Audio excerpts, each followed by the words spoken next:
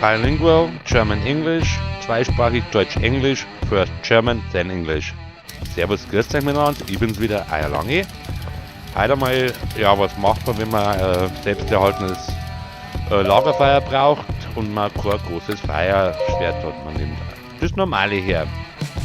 Das funktioniert genauso wie mit dem großen, mitten im Schwung auf Pause drücken, das Schwert aufklicken. Wenn man damit das Lagerfeuer entzünden kann, hat es funktioniert.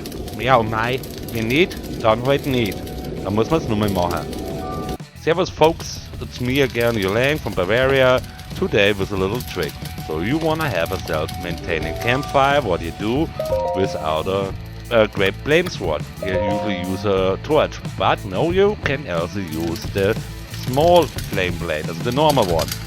Same way, mid-swing, pause, unequip, and then try to start a campfire with it. If it's run, good. If not, try it again. Also servus, grüß euch miteinander, das war's dann schon wieder für heute.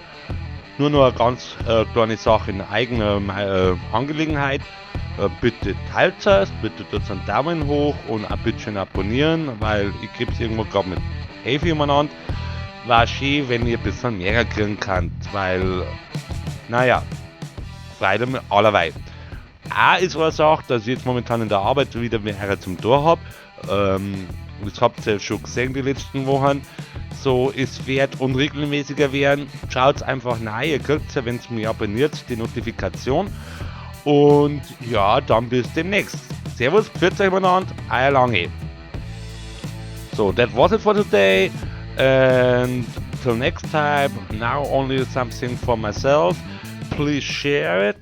Please give a thumb up and please subscribe me. Because I have only 11 around-ish right now.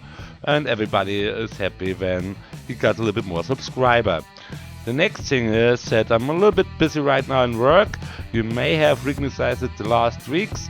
So it don't always comes regularly, but you will get the notification if you subscribe me. Then till next time, servus habidere, your Lang from Bavaria, and cheerio. Prost, Slauncher, and whatever in your English speaking country you say for habidere, servus, Prost und für euch.